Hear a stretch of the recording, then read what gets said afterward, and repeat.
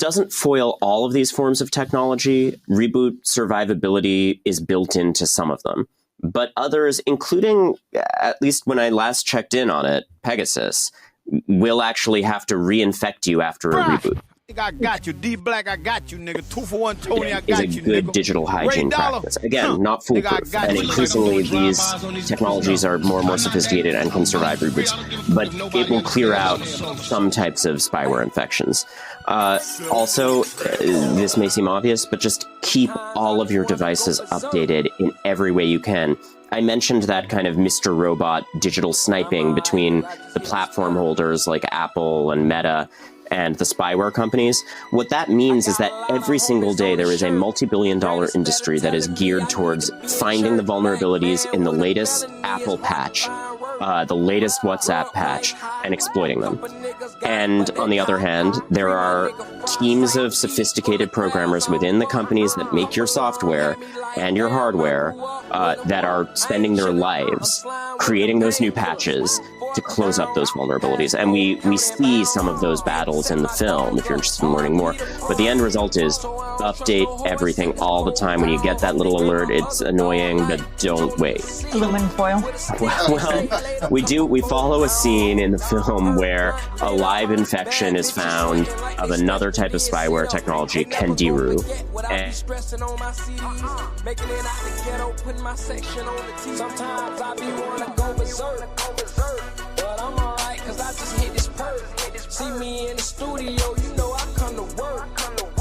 Tell them my life so they can feel my hurt. Sometimes I be wanna go berserk, but I'm alright cause I just hit this perk. See me in the studio, you know I come to work. Tell them my life so they can feel my hurt. Remember that night in jail, I told myself, if they don't kill me, when I make it out this hell, I'm gonna make them up. This technology for a time. So tinfoil, theoretically, or even better, you can get Faraday bags that in secure settings sometimes people use to interrupt transmissions to their devices. Can theoretically be a help, but I wouldn't count on it because you gotta wrap those things really thoroughly. And I have also talked to sophisticated technology experts to say, you know what, that's really far from fail-safe. And Ronan, did you find in your investigation any companies or platforms that had better practices in terms of securing Speaking the truth, that's why I run it from the stomach. Giving them hell while I'm being honest. Sometimes I be wanna go berserk, but I'm alright cause I just hit this perk. See me in the studio, you know I come to work. Tell them my life so they can feel my hurt. Sometimes I be wanna go berserk, but I'm alright cause I just hit this perk. See me in the studio, you know I come to work. Tell them my life so they can feel my hurt.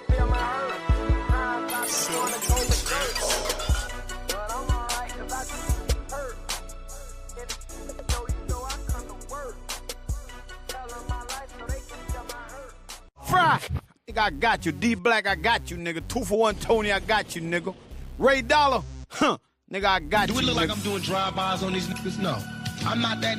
I'm for real. I don't give a fuck if nobody understands, but I'm a soldier. Hey. Today's book of the day is written by two of my heroes, one of my really, really big heroes. The book is called Consequences of Capitalism, Manufacturing Discontent and Resistance. It's written by the great Noam Chomsky and Marv Waterstone.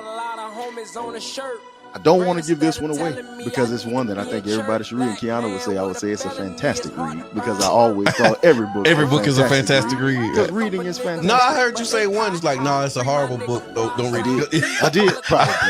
I remember you saying one of them was just hard. It was hard. It was a good book, but it was hard to read. But I knew this was going to be a little different because he said really, really. Okay.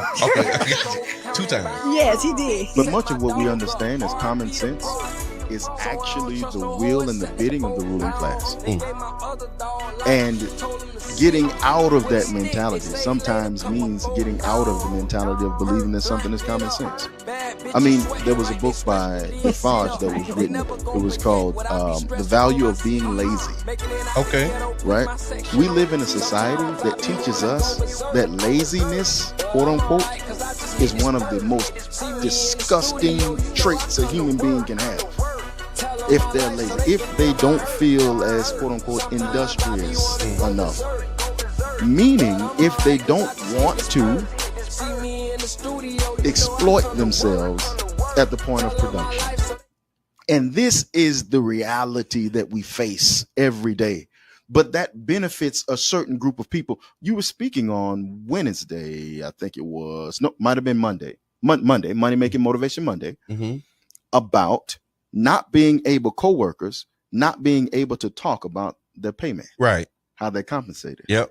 And that being seen as something that's taboo in the workplace. Well, I don't want, no. And if a manager hears of this information, especially in a state like Florida, you can be released just like that. Yep. What does that do? That allows a work environment that's essentially hostile. Why? Because everyone is confused. Whenever you have confusion, then you have a hostile environment, one against the other. So what Chomsky and Waterstone do in Consequences of Capitalism is they make us reassess what is common sense. Today's book of the day is a book called Sweet Taste of Liberty. Okay. A true story of slavery and restitution in America. It's by W. Caleb McDaniel. I'm sure Brother Yubi, if he's on, he's going to make sure this one gets into the chat, right? So just very briefly, it says in April of 1848, Henrietta Wood, an enslaved woman, was taken from her home in Kentucky, a slave state, to Ohio, a free state, and given her freedom papers. In Cincinnati, Wood later recalled that she had her first, quote, sweet taste of liberty. In 1853, 5 years later, she was kidnapped forcibly and taken to Kentucky and re-enslaved. Wood was ultimately bought by a cotton planter who took her to Texas, where she would remain until after the Civil War. A few years after she was freed for a second time, she returned to Cincinnati, determined to seek justice. Wow. I'm not going to tell us how it ends. Yeah. But it's a fantastic ending on it. The book was a Pulitzer Prize winner. Okay. And it changes the way, I mean, this is Money Making Motivation Monday, right? Yeah, it is. It changes the way we not only see the institution of slavery, but it changes the way that we see agency of formerly enslaved people. Okay. When they say she sought justice, she took them to court. Okay. And then what happened? We got to get the book. Dun, dun, dun, dun. Dun, dun, dun, dun. Right? But she did. What we sometimes miss, there's a really good book by Nancy Van Dusen. I'll bring it in. It's called Global Indios. Okay. And all it is an account of court cases that were filed in international court in the 15 and 1600s by indigenous people who were suing for their rights after the new laws of Burgos was passed. It's 1543. Yeah. So I love to see they that. took people to court. Yeah. Not just that. There are cases of the enslaved and formerly enslaved in Alabama who took white people to court and won. Okay. I'll tell you one case, and then we'll hop off. There was an individual who was pestered by an overseer. He was an enslaved man. Okay. African man. Pestered by an overseer. Overseer attacked the man. Brother got a knife, stabbed the overseer to death. Took it to court and won. Wow. In the 1850s. Wow. Yeah, you don't see too many of those cases. They won't tell you that. Yeah, you don't see those cases. Yeah. But we're people of justice. Yeah. So we didn't ever look necessarily for extrajudicial punishment. 99 Jams gives you the best of island music and now even more islands like Cuba, Puerto Rico, the Dominican Republic, and classic R&B with island flavors. Join 99 Jams and they highlight on the Latin side with your host Franco Silva Monday from 7 till 9 p.m. on the Latin side only on 99 Jams. You hear about these cases that we went to court and lost, but you don't hear about the victories that we had. So why would you this is your brother John, and I would like to invite you to tune in to the Tampa Bay Breakfast discourage you 99 Jam every Monday and Wednesday morning. They telling you can go to court and win. And you need then everybody be like, ready to make go sure to you we court. got a tune in whole and bunch of start your smart day off right. The Tampa Bay Breakfast Club, right here on 99.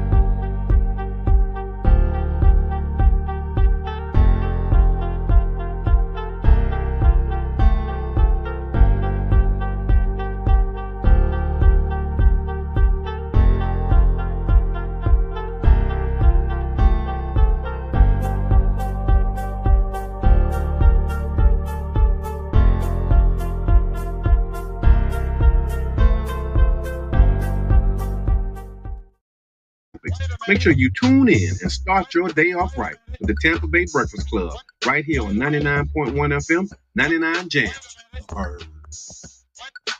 WUJM, St. Petersburg, 9 Jams. Good morning, man. How y'all doing out there? We up in it, man. It's King Jab, the voice of the people. I'm here. I got my smoothie with me, man. So we finna take off, man. How y'all doing this morning? A lot going on in the city, a lot going on around the city. We're going to get into some news.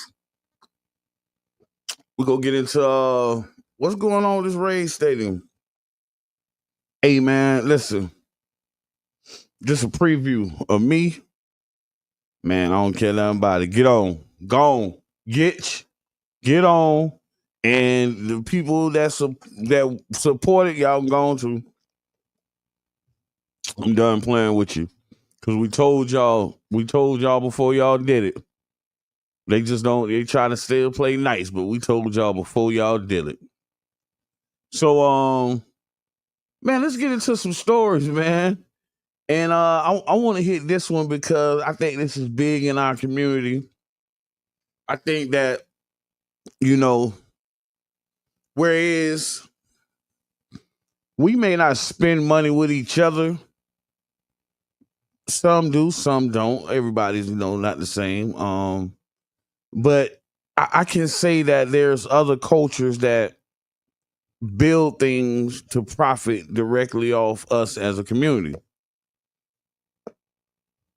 And one of these things that I've seen lately is the little underground casinos, man. The little game room where we got the little thing in there where auntie sitting back there pushing them $20 bills in that thing, man, and I seen it. So I got a little article I pulled up, say the players and police accuse illegal Florida casinos of cheating. So now the casino's cheating.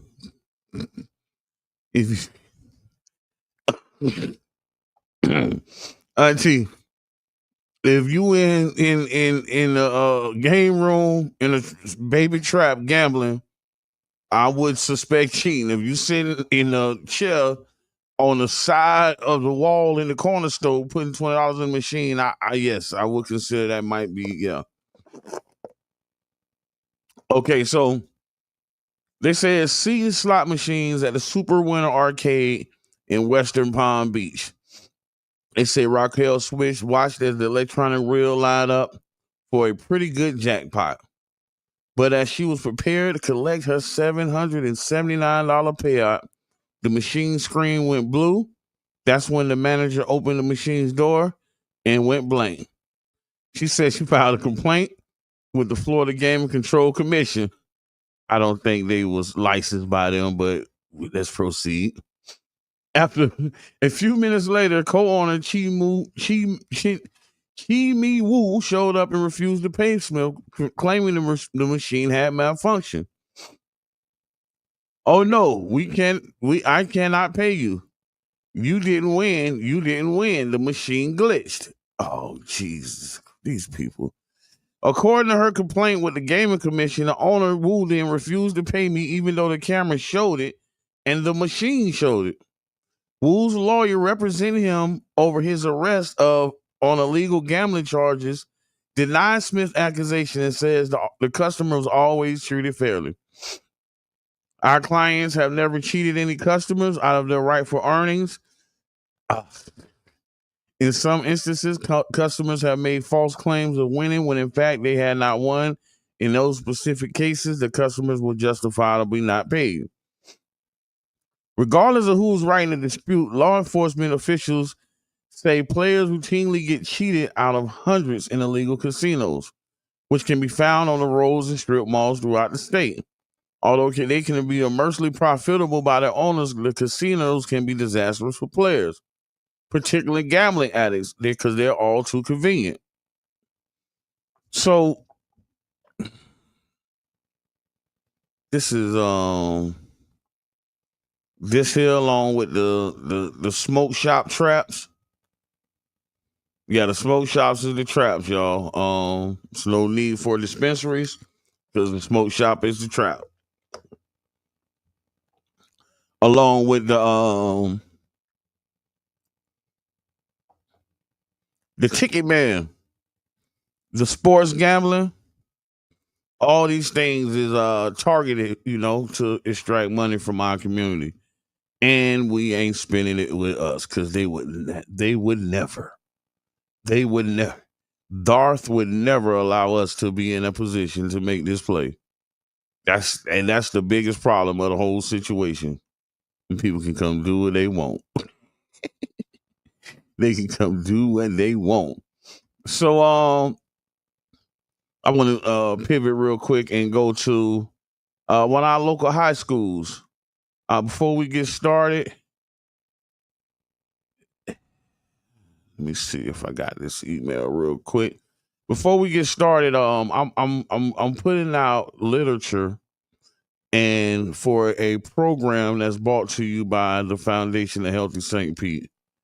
And the program is, of course, oh no, this is the right one. And the program is a research program. If you give me 1 second, I'm going to pull it up. It's a research program. And the purpose of the research program is to, get Black history. So I'm going to read it verbatim. Here we go. Their stories, our voices. It's the Youth Griot program. And you must apply by December 20th, 2024.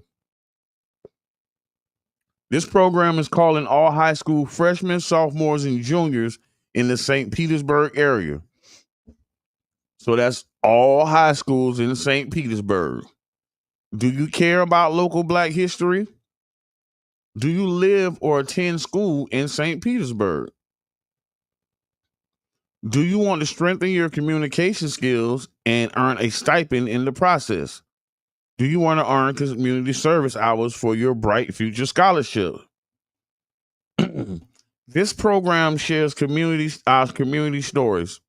Their stories, our voices. The Youth Griot program is a year-long program that will train 20 students to share the stories of local Black history makers through a 6-week intensive summer program at the Foundation offices and continuing with bi-monthly Saturday sessions throughout 2025 and 2026 school year. The students will learn from the Foundation's Griot residents, Ms. Grinley Reese, and as well as other professionals and journalists and content creators. Participants will receive a $1,000 stipend for their time and effort and be showcased at the Juneteenth event at the Foundation Center for Health and Equity. Any questions? You can email Dr. Bilan Joseph, that's BILAN, at healthystpete.foundation, and that's healthy St. Pete, STPETE.foundation. Or you can look online. I think we got healthystpete.foundation/griot. I have a phone number here if you're interested in this program. Phone number 727-865-4650. Again, 727-865-4650. Shout out to Lakewood High School. The Media Academy earns distinguished honors. Me being a part of media, I'm big on this. I'm actually building a program that I want to add to that program. no longer believe in reinventing the wheel. So shout out to Lakehood. So aspiring media professionals and their educators at Lakewood High School have earned a prestigious distinction and additional program funding. While Pinellas County schools offer over 70 career academics, only a handful receive the Academy of Distinction designation after meeting strict national criteria. Top performers can also earn distinguished honors. District officials comprised of local business group leaders agreed that Lakewood Center for Journalism and Medium deserved both awards. Academies of Distinction Program stakeholders announced the decision Wednesday after an early morning review meeting and tour. The assistant principal who helps administer the program said the recognition highlights the Academy's success and importance, and he believes in the underscores of what the school can accomplish, even that is with limited resources. They just be walking right in these long. What the kids did, man. I'm sorry, y'all. I just had a baby rant. So basically, the kids been doing podcasting and sporting podcasts that are increasingly okay. Yeah, I know that's increasingly popular. That's why I'm trying to work with them. So basically, they got awarded this distinguished honor. Shout out to them kids. Shout out to the whole program. I just spoke to one of our community leaders and said her son was interested in going in journalism, and he might need to go tap in, man. Go tap in, man. Go tap in and get into this new media. I love it. I love this new media. I really do. So I got a Young Thug article, y'all. I need to start citing my sources on this stuff. Yeah. Not go jump on that one, y'all. I'm sorry. I apologize. That looks like flubberish. So rapper NBA Youngboy was looking at 15 years for federal gun charges. However, after pleading guilty in charges in Utah, he will only serve a year of his 27-month sentence. Hey, y'all heard about Youngboy? Did y'all hear what Youngboy was doing? And I don't agree with giving this man time, but if he has to serve 1 year, I think it should be 18 months in the federal drug program.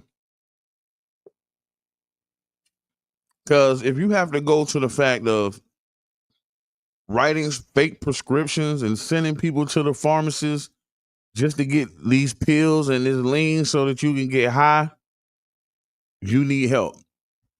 But they say Kodak Black's attorney, celebrity lawyer Brad Cohen, was absolutely in his correct in his assumption that NBA will be out in a year once his plea deal is finalized. Man, this is tough because all of this stuff was done. All these charges was accumulated while NBA Youngboy was in Utah. He's in Utah, y'all, on a mountain because we had to get you out of Dodge. But even when we get you out of Dodge, you still in Dodge. So it's kind of weird, bro. Like it's really weird what's going on with you, bro. What's going on, y'all? How y'all doing? Brother Maurice, what's going on, bro? We got to link up. But self-destruction, that's one of the things I talk to my kids about in we did a course, a conflict resolution course, and we talked about self-sabotage. How when you can do great things and you ready to do great things, but you scared, so you self-sabotage yourself. Yeah, our kids do that to themselves. And I think this is this is one of those things. That's what our rappers be doing. I think that he should at least do that. He should do a 18-month drug program, and like, bro, you got to learn how to function in society without being blowed out your mind. It's just that simple. All right, y'all. So I want to take y'all on the West Coast, and I'm gonna name this segment. I think I'm gonna name me a segment. You got what you voted for. So on the West Coast, one of my favorite restaurants, actually one of my wife's favorite restaurants now, when I took out there to LA. In November 2024, a large inflatable figure of President-elect Donald Trump was spotted in front of the Long Beach location of the world's famous, you gonna like this one, in front of Roscoe's Chicken and Waffles in Long Beach. As one of Southern California's most notable long-running soul food restaurant, Roscoe's has become a frequent stop by celebrities, politicians, hip-hop artists. The restaurant is a bona fide icon in the Los Angeles Black community. It was used as a film location for the HBO's Insecure, and for some time there was a dish on the menu named after the former President Barack Obama. Roscoe's website no longer lists the Obama special on his menu. So basically, the Black owner of Roscoe's Chicken and Waffle in Long Beach put a 12-foot blow-up Trump doll out in front of the Roscoe's, and she received backlash. Basically said that she don't care that sales are up 20%. Some lady went on TikTok and smashed and showed the health department reports about the rodents and all that. And basically, she said that the Roscoe owner is saying that she don't care about backlash, that MAGA go take care of her. And I don't know how many MAGites going to Long Beach. We'll see, cuz. We shall see. We shall see how many y'all go to Long Beach. Same segment. You get what you vote for. On Wednesday, on The View, Charlamagne the God and Whoopi Goldberg had a heated but respectable debate about Joe Biden's decision to pardon Hunter Biden.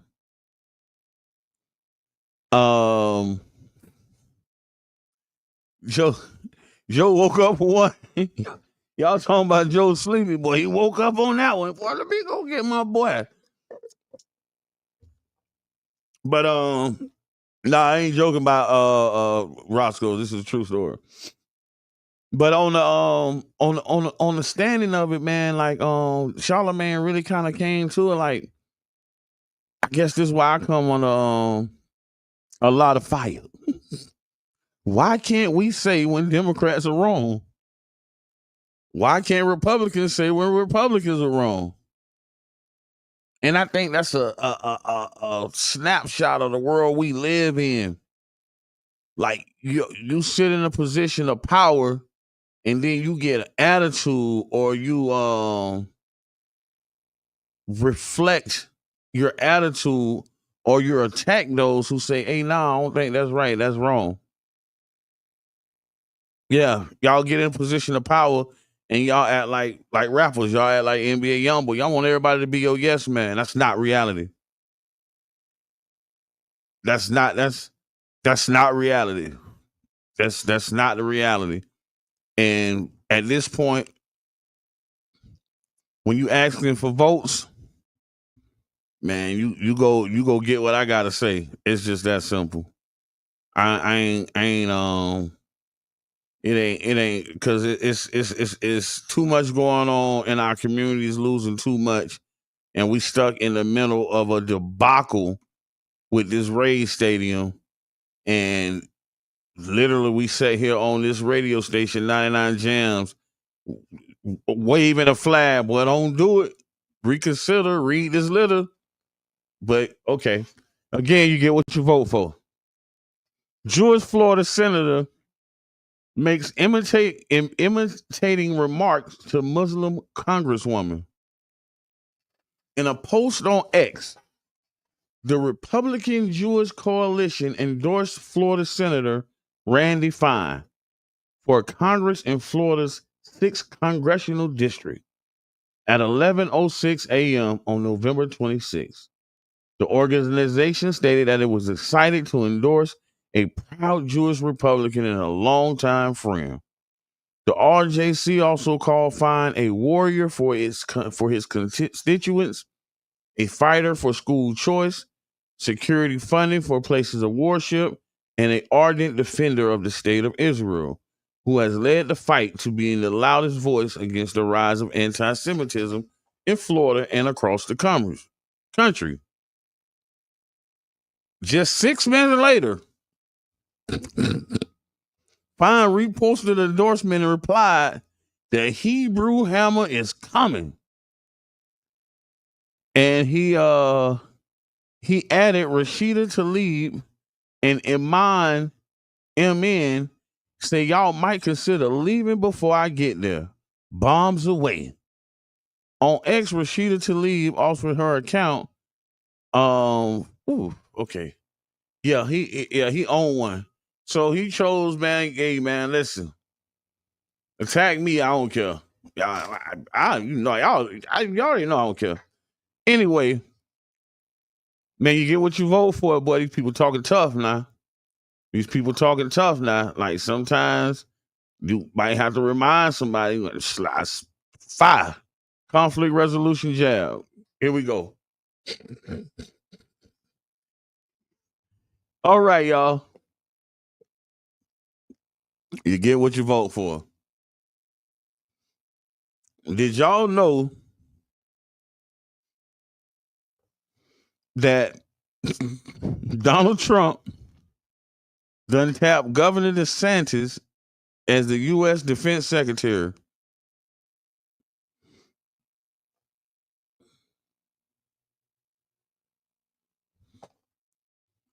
I don't know what this man knows about defense, but let's proceed.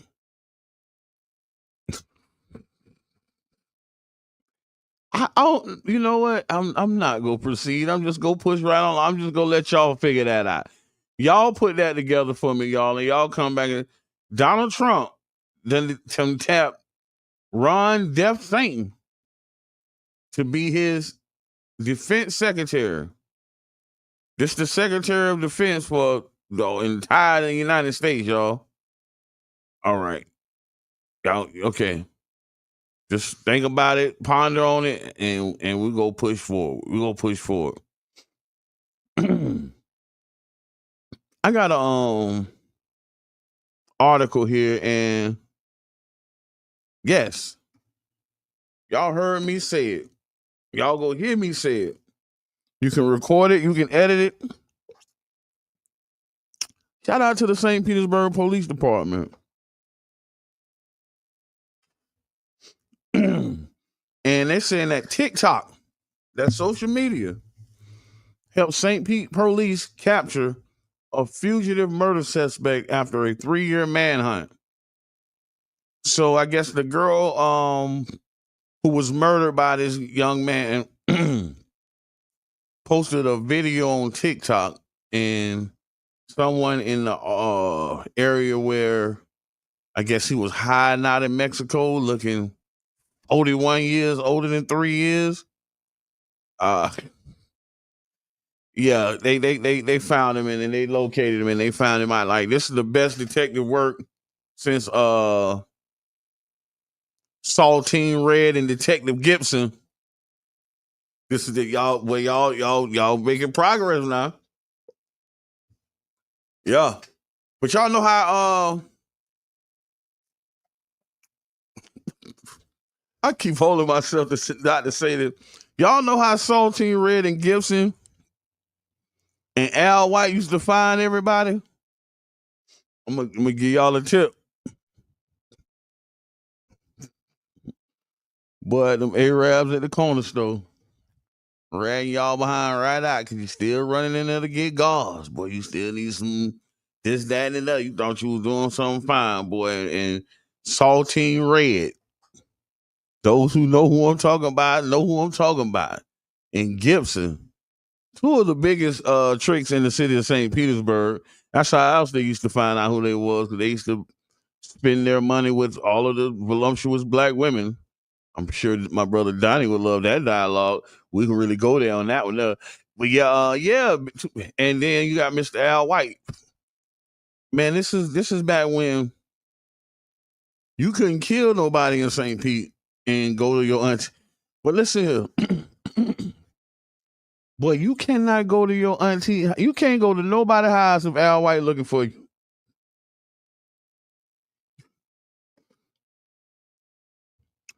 You can, but don't come up.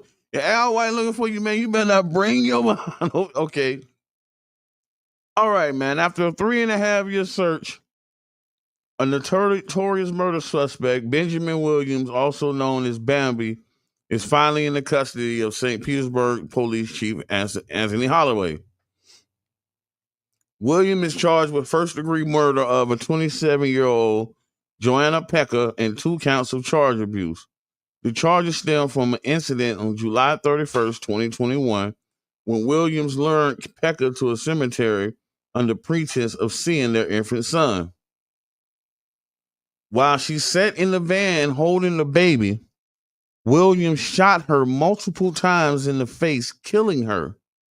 Pecker's other young children were present in the vehicle, but thankfully unharmed. Following the murder, a warrant was issued for Williams' arrest. The St. Peter Police and Department of Alcohol, Tobacco, and Firearms and Crime Stoppers launched an extensive manhunt. And he was on America's Most Wanted in 2022. All right, y'all. So check this out. Let's check this out, right? I ain't gonna read all this here, but the streets be talking, right?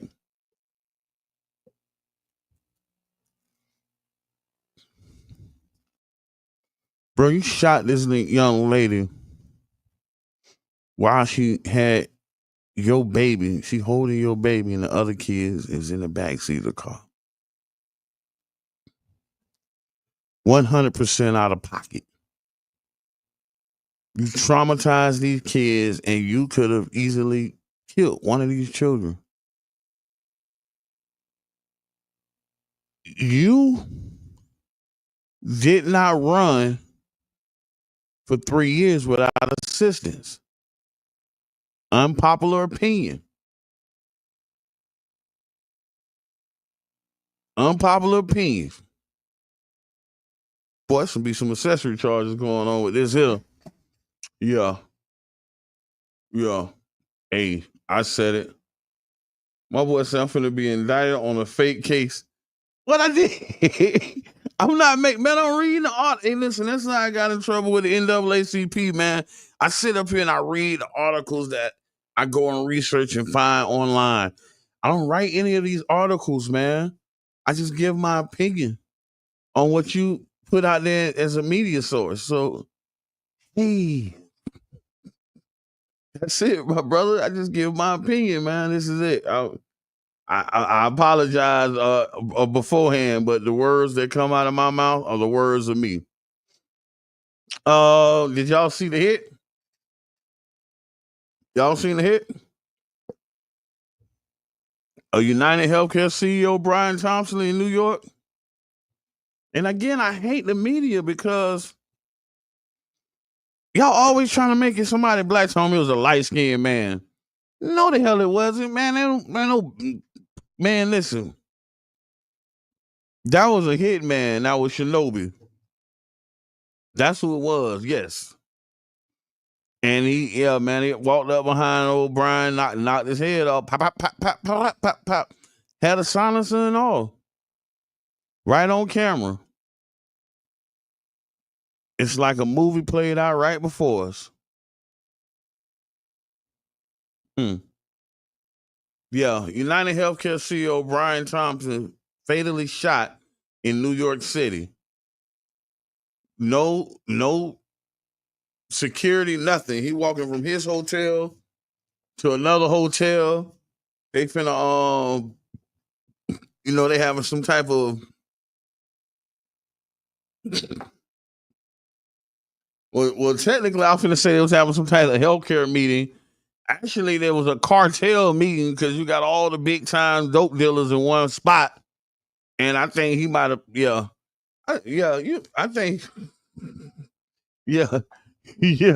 man, Brian got knocked off by the cartel by the let me hush for they me. Right. Brian, man, you ain't make it to the you didn't make it to the meeting, bro. And I can say you from my prior experience way back when. Man, you gotta pay Sosa his money, dog. You can't be playing with Sosa money, dog. Hey, here go my pivot, y'all, because I'm finna go into some other stuff. We gotta talk about this debacle we got going on with the Rays. And but I want to hit this story real quick. Jets quarterback Tyrod Taylor breakups get uglier as cops called to evict model Drea Michelle from his $3 million home. So Tyrod Taylor, right, was dating Drea Michelle. And what happened was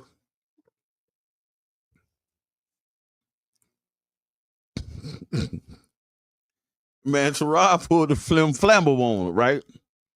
We go buy this house, but we go buy it in my corporation. I bought the house. It's in my corporation. So when they broke up, I guess she came back like, hey, man, let me buy the house. Because, I done added on to it, did this, that, and that, and I want to buy the house.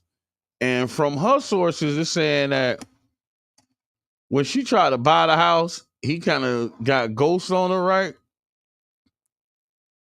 But then he came back and dropped an eviction papers on and had the sheriff go out there and put him out. Boy, that's a cold, but I don't know. I don't know how to feel about this one, bro. I don't know what she did to that man. I don't know what she did to that man's hood. I don't know what she did to that man. But he had to put out, man. And she had no legal ground as a nothing in the state of California. So he had his play together. And the thing about it is, she not dating somebody that got way more money than Tyrod. Now she's a flipper. Right over there to the next bag. Yeah. So yeah, heck yeah, man, give me my house back. You over there laying up. Man, let me get my house back, man. I'm finna sell this thing. It's hard out here, man. Real quick, those who like to jump on here and what the heck? Okay, get out of here. Those who like to jump on here, I always throw y'all something for y'all to steal.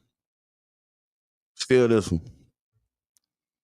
Florida school districts begin a school bus mechanic apprenticeship program. Steal that one, man. Start training our kids how to fix the school buses and become diesel mechanics while they're in high school, because the construction program at St. Petersburg High School is doing nothing. Don't nobody even talk about it.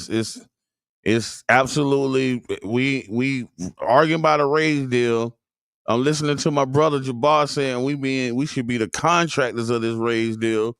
We should participate in the contracts, and we'll talk about our South County schools and the badness of the principal, the badness of the students, what they have to go through. We'll talk about them, but we don't give them their praise and where they excel at. Lakewood Media Program, Lakewood CAT Program, Bogey Medical Program, Gibbs Performing Arts Program. We don't get them the credit, but where they perform, where they excel at. But we have a construction program at St. Pete. Man, everybody I don't talk to, they just look at me like I'm crazy when they work for the school board because don't nobody want to address the issue because our school board is probably one of the, it ain't nepotism, but it's like a good old boy network. It's like y'all don't want to touch some people or y'all don't want to move some people, no matter how badly it affects our children. So you got a program here, 4-year program. I just worked with some kids in the program. My son went to the program. My son graduated, what 2 years ago? These kids, freshmen in the program, nothing has changed about the program. We're learning nothing. We're learning no basic construction skills. We may get OSHA certified, but it's none of these children coming out of here ready to go into an apprenticeship to actually become a general contractor. And we're not going to improve it because the guy that run it, we can't touch him. He allowed to cuss at the kid. I was finna go smash out on dude, but I kind of fell back because I'm just really at a point.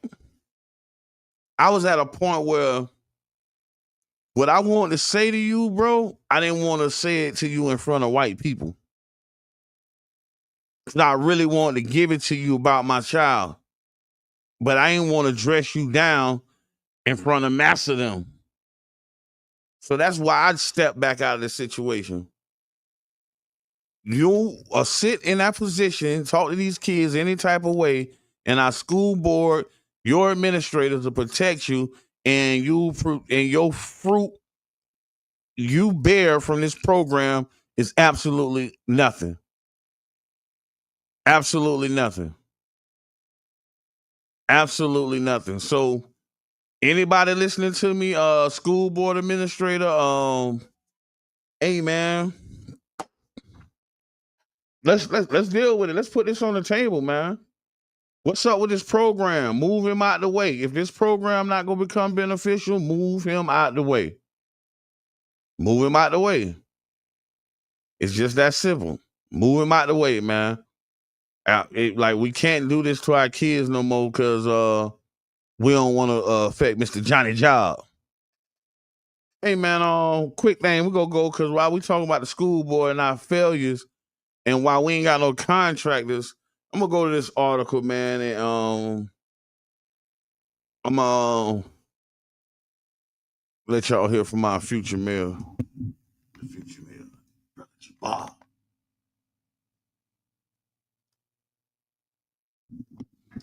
Y'all gotta excuse me because I knew I would get a commercial come up first. Shut up, you. All right, here go my. I'm gonna play this. This is a interview from Tampa Bay Channel 10 News regarding our Rays stadium deal. Over the weekend, yesterday, the Rays responded to the Pinellas County Board of Commissioners days after the board told the team they had a December 1st deadline to decide if the stadium deal would move forward or not. In his response, Tampa Bay Rays President Matthew Silverman said it's Pinellas County, not the Rays, that are falling short in the deal. He adds the team would not have moved ahead with the project if future commissioners had the ability to revoke approval. He says the Rays have fulfilled their obligations to the agreement and are now waiting for action by the city. Now, with the future of the Rays still up in the air right now, many people are questioning what this means for the redevelopment project of the historic gas plant district. Yeah, the new stadium wrapped up in the multi-million-dollar project, and the city says it will energize the entire neighborhood there. And 10 Tampa Bay's Angelicia Bruton joining us live to explain. Angelicia, this is bigger than baseball. Yeah, a big part of this project is redeveloping the historic gas plant district, which used to be a thriving Black community. Now, the ballpark is just supposed to sit in the middle of this district, but it's unclear if any of that will happen right now. Right now, the Tampa Bay Rays say they've paused everything. That includes the stadium deal and redeveloping the district.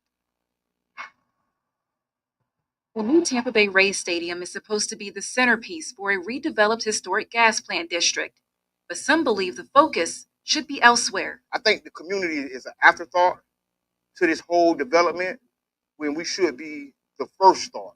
Jabbar Edmond remembers watching the Tropicana field be built. It sits in what used to be a thriving Black community. A lot of people who lived in the gas plant when they was displaced, they came to Childs Park and the surrounding area.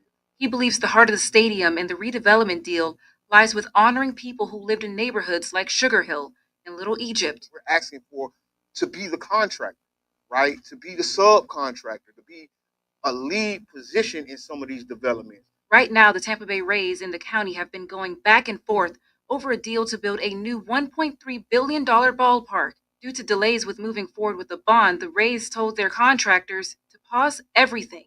We've missed something.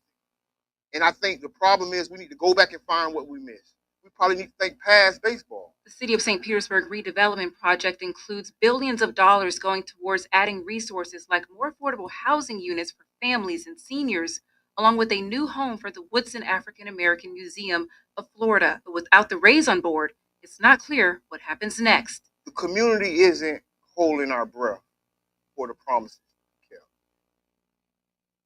Hey man, shout out to my brother Bum, man. So basically, y'all, for y'all layman folks, basically this how the play went, right?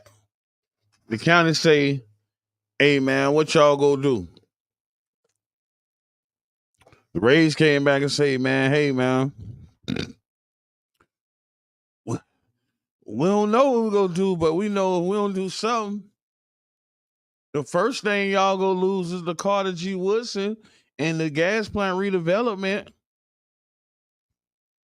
All this other stuff that's going on around this stadium, this is the first, let me get that back. This was the biggest thing y'all fought for. This is why y'all call yourself don't like other Black leaders in the community. This is why y'all holding the community back, because y'all fought for this when we was telling y'all this shit stupid. Yeah, I said it. I take my fine.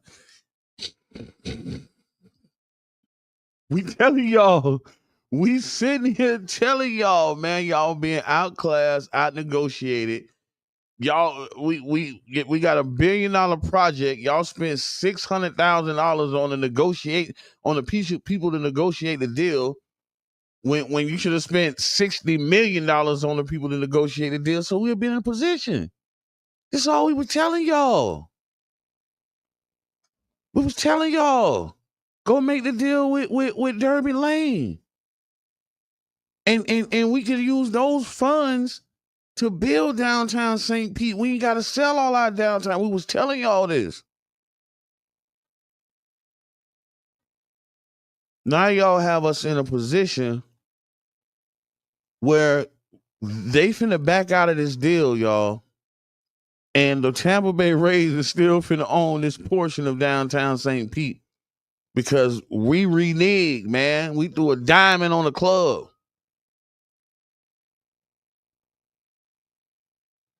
So now we finna fall into a lawsuit and lose more money to fight for our land back that y'all degrees can help y'all see. I just put it like that because everything y'all want, y'all in the position of job titles, y'all want a person to have a degree in this here. Y'all degrees can help y'all see this here, man. So we in a very bad state. It's our community is in a very bad state. We've been out negotiated. I think that the Rays waited on this. They waited on this here, man. They waited. Want to know how I feel like they waited? Because the original deal went through with a Welch, who later came back and said, hey, man, this OG. He said, man, damn, I should have did that. Then we got another Welch in the seat. Oh, yeah. But come on, like, we like to play chess with y'all. Let's play chess with y'all. Like, we like when y'all over the chessboard. And we got screwed, y'all, as a community, as a people. We got screwed by the Tampa Bay Rays, and most importantly, we got screwed by the people that we trust and believe in. We got screwed by our Black leadership. We got screwed by our people telling us that this is a good thing, and we got screwed by the ones that we went down there and entrusted and put our votes into. And the saddest part about all of this is y'all sold all of us for y'all piece of the bag. And it ain't nothing to hide no more. It ain't came out the bonuses. Y'all celebrated this with bonuses. Y'all celebrated putting the community in this position with bonuses, man. This was a celebration. You get a bag. You get a bag. You get a bag. This was a celebration, man. So it is what it is, man. It is what it is. I'm going to be the one to tell the people, though, y'all did it. Like, your face ain't clean no more, boy. If that's what it called for, your face being clean, your face ain't clean no more. Not in the hood, baby. Not in the hood. Sorry, man. Y'all, hey, man, y'all owe us something, man. Y'all took something from us, man. Y'all put your hand in our pockets and took something from us now. Look at it like that, man. Y'all put your hand in the pockets of our community and took something from us in order to get a bonus.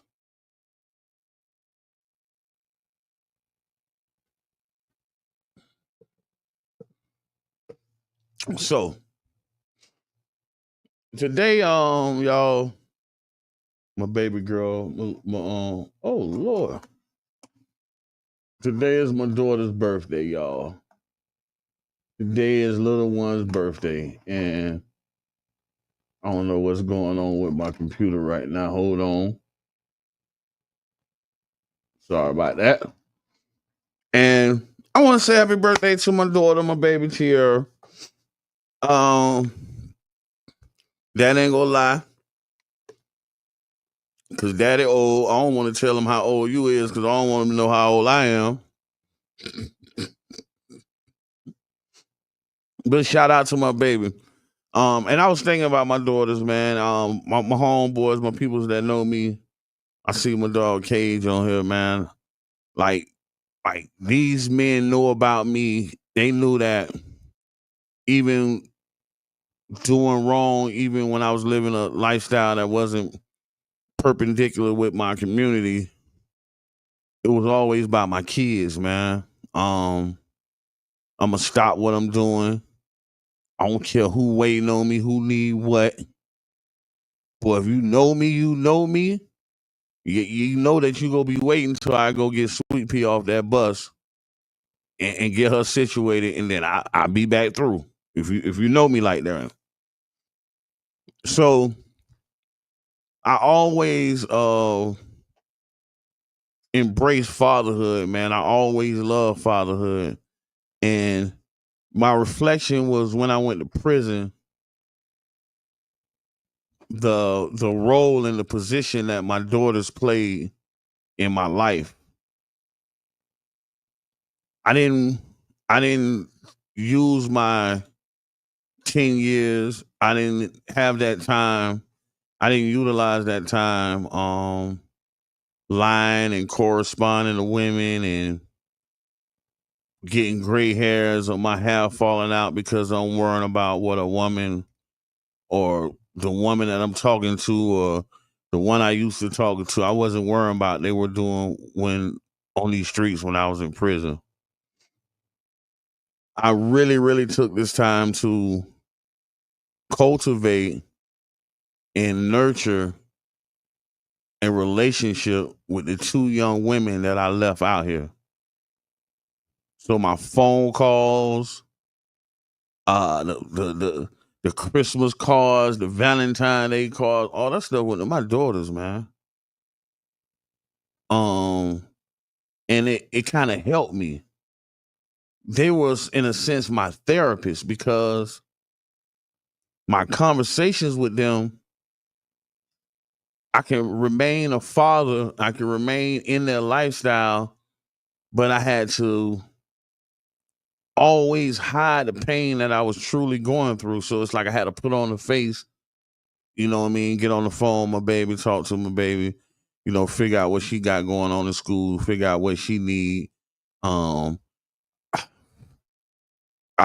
thank God that I was still able to provide while I was in prison. Like that's another thing. It's nothing that they asked me for. Well, I need $80 to get the violin because I got to pay the rent at school. That's coming out my commissary. We don't even play them type of games. Y'all send that check.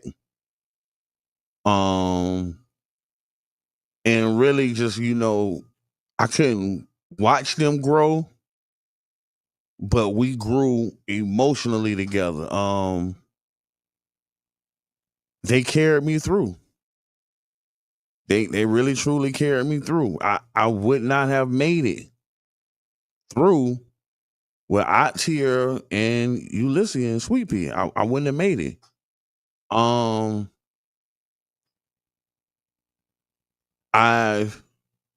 have watched these young ladies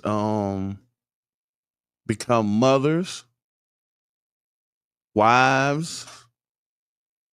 I watched them grow, and I can sit here and what you say? I can sit here and boast on the utilization of the teachings that I gave them because I wasn't there, so I couldn't be a disciplinarian. Mama got to be the disciplinarian and the provider and all that. I ain't there. So I'm a therapist. I'm the one that's go, hey man, you can tell me what's really going on with you because for one, you know I can't get to nobody. Cause boy, look at here.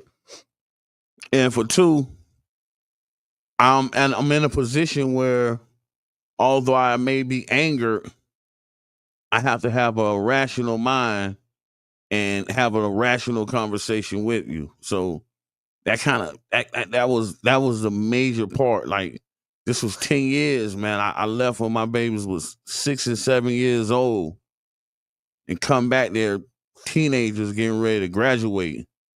So this was pivotal. It was pivotal for me to remain just a part of their life and in their lives.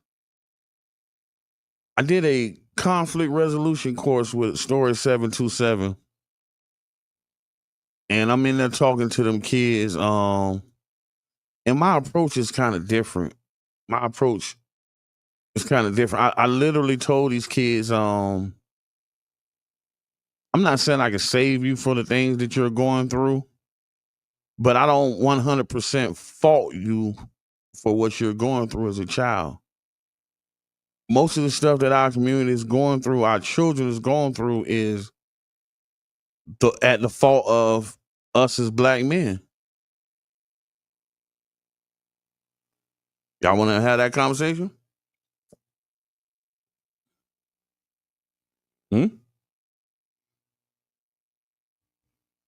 We feeling like cause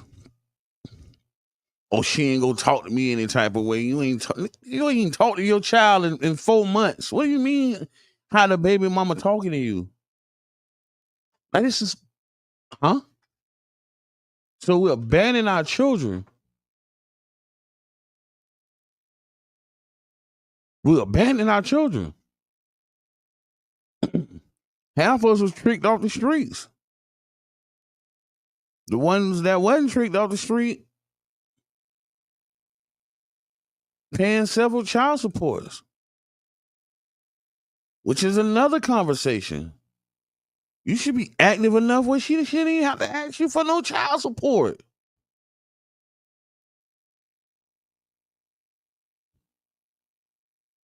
So I want to take this time. Thank you, baby. Happy birthday this year.